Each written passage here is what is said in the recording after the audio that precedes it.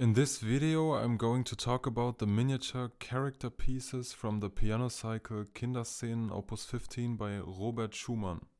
I want to figure out the particularities of each piece.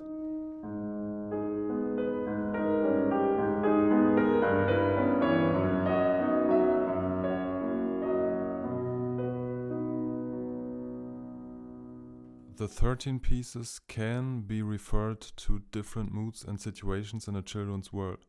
They seem to make poetic expression more important than elaborate development. Like so, the music contains of successions of periods, sequences or short phrases. The first piece of Foreign Lands and People in G major waits up with a clear structure in simple fashion. The broken harmonies being placed in the middle of the texture seem to be very typical for Schumann. Compare them, for example, with the beginning of the Humoresque Opus 20. Smooth melody forms a dense organic unity with the harmonies and the bass line. As an expressive device, Schumann uses a diminished seventh harmony right after the beginning.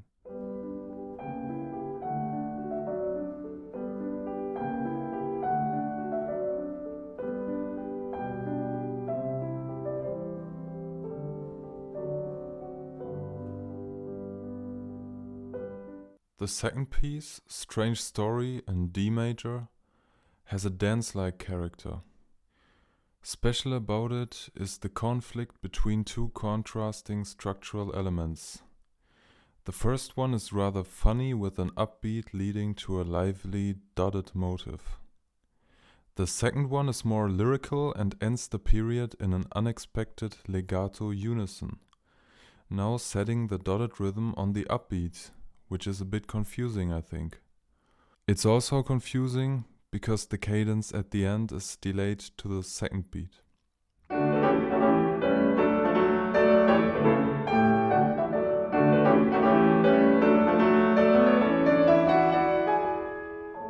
In the third piece, Catch Me If You Can, in B minor, the music gets very playful and technically more challenging.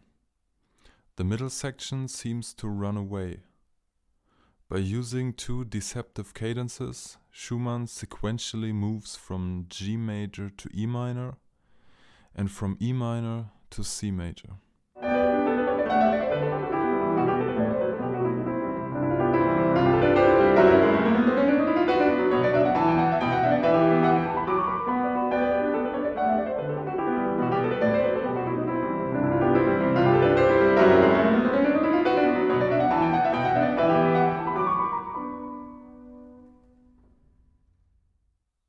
The fourth piece differs from the previous three in overall formal aspects.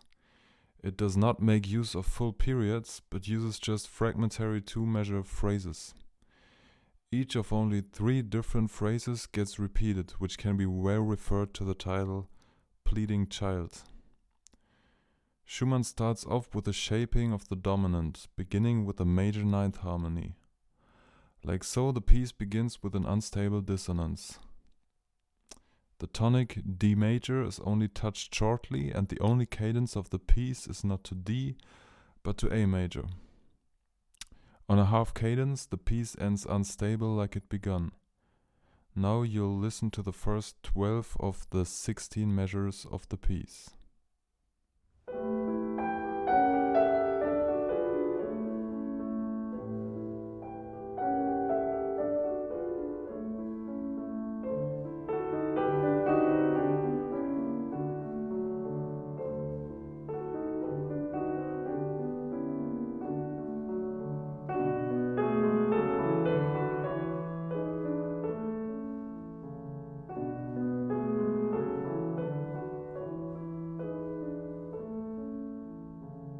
Then, the next piece, Perfect Happiness, changes the mood to liveliness and joy in D major.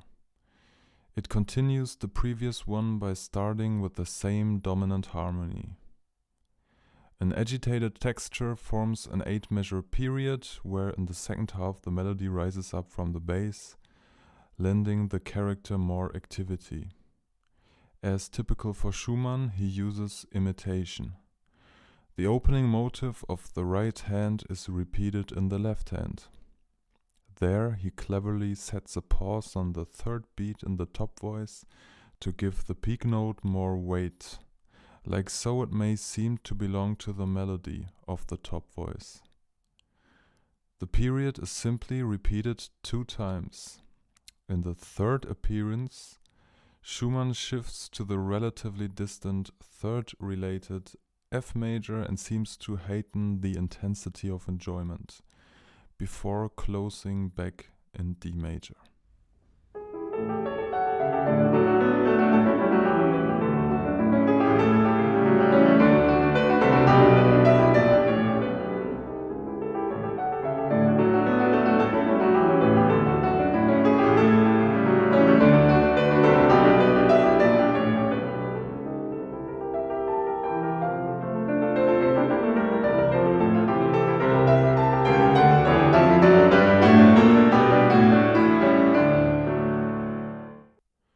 Piece number 6, Important Event in A major, has a very powerful sound.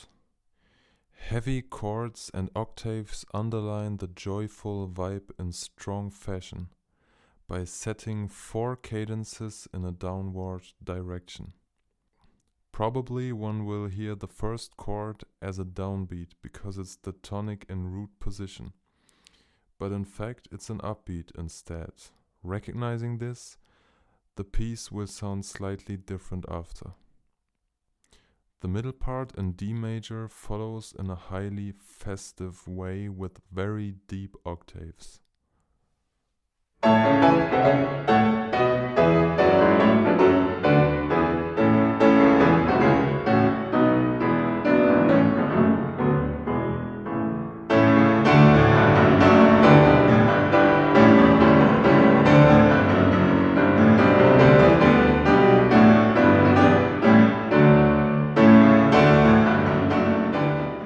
Piece 7, Dreaming, breaks with the tonal scheme, referring to the previous A major by distancing to the lower median F major.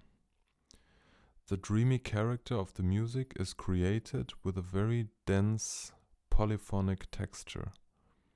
Formally, the music works more free and avoids a clear emphasis of the downbeats at some points, referring to the romantic idea of freeing from the borders of regulated meter. As we can see, the emphasized chord in the second bar lays on the actually unemphasized second beat. Also, the half cadence in measure 4 is on the second beat, while the cadence after 8 measures places on the third beat commonly.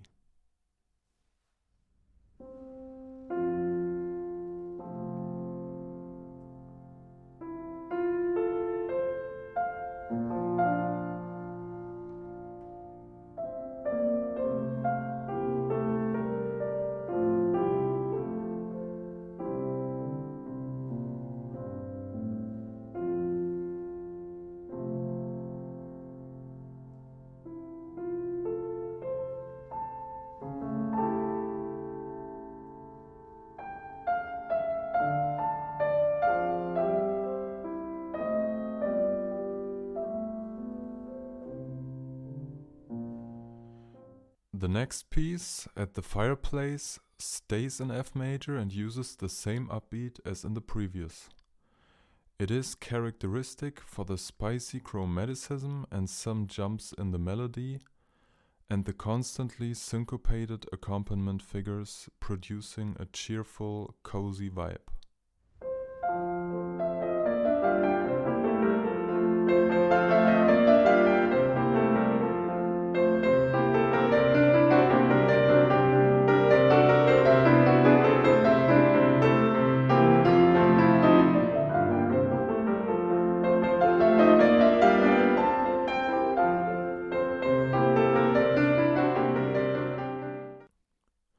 Number 9, Night of the Hobby Horse, in C major, stands out as a fast piece that primarily lives off its rhythmic and dynamic energy, and in the middle part also more of its harmonic flow.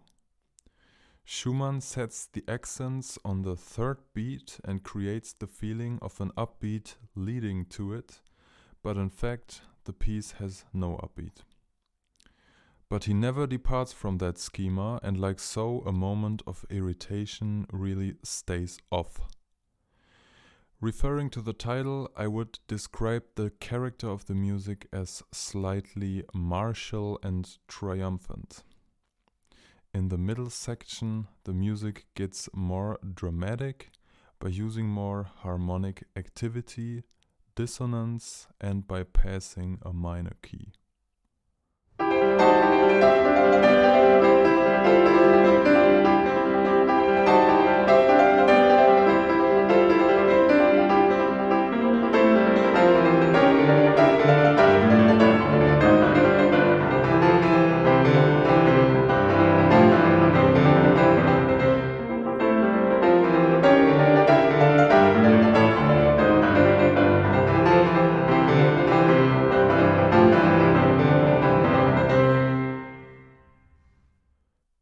In the following piece, almost too serious, Schumann departs from the tonal scheme very radically. It is in the rare key of G sharp minor, being far away from the C major just heard. After the happiness of the previous pieces, this one brings a lamenting character back. There are long lyrical phrases, but the music gets interrupted due to the fermatas, expressing insecurity. The relationship between melody and accompaniment adds to these characteristics by being somewhat incongruent, because the melody is constantly syncopated, so placed on the offbeats, singing over softly swaying left-hand figures. As the most intense moment, the painful phrase leading into a half cadence in measure 19 to 20 stands out.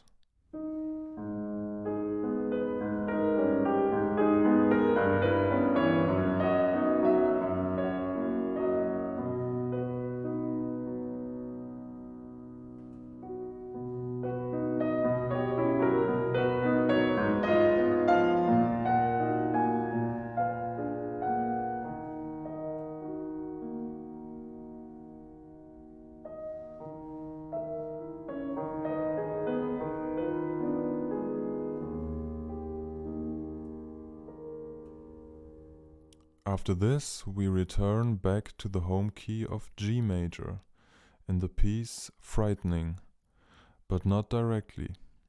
Insecurity and instability define the beginning of the main period, where Schumann searches for the tonic by chromatically descending thirds. Additionally, the period does not include a cadence, but two half cadences instead, avoiding the feeling of arriving. It's worth noticing the counterpoint in the second half of the period, applying some imitation again. In contrast to most of the other pieces, this piece does not form an organic unity. Instead, it has a short A-B-A-C-A-B-A rondo form. B consists of 4 scurrying bars with 2 really quick cadences, and C functions similarly. The first strong cadence to G major appears not until the last repetition of the main period, in the last measure of the piece, as if the frightening mood would now be over. You'll now listen to the first A and then to the B.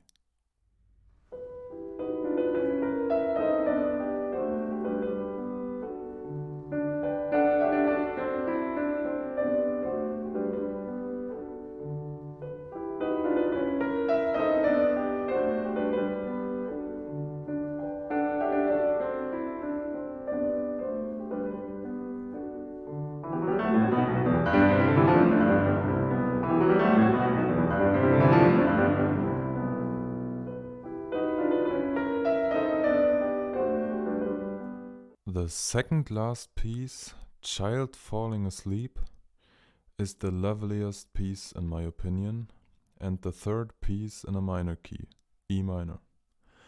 And probably it's the longest piece of the cycle, referring to the number of different measures. Being a calm lullaby, it seems to hang in the air. In the opening period, there is a very smooth circling movement combining the soprano and alto voices cleverly, and basically a resting top voice, staying on the B natural. The next part goes to a warm and shining E major, sinking down with sliding unison lines. Many colors are passing by. Like so in measure 17, the B minor right after a B major stands out. And emphasized dissonances add to the dreamy, unreal quality, especially in the following bars that bridge back to the beginning. The harmonic journey brings us from the B major with a chromatic shift to a noticeable C major 7th harmony, understandable as a subdominant 6th chord in G major with a 7-6 suspension. Back in E minor in measure 25, a falling 5th progression sings the piece to an end, letting off on an unresolved subdominant 6-4 chord. You'll now listen to the first 75% of the whole piece.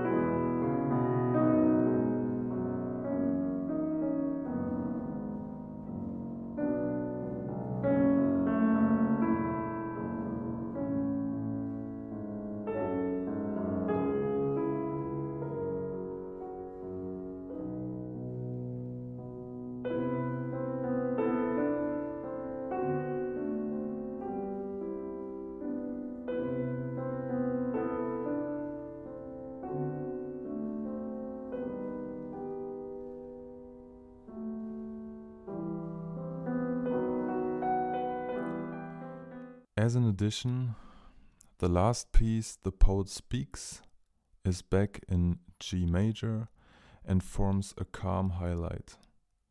A serious chorale with broad voicing gives highly intimate expressions. In measure 9 and 11, he stops on open diminished 7th harmonies, indulging to the expanse. This moment is extended by a free recitative-like passage after measure 12. The cycle ends on an open G major chord with the 5th at the top.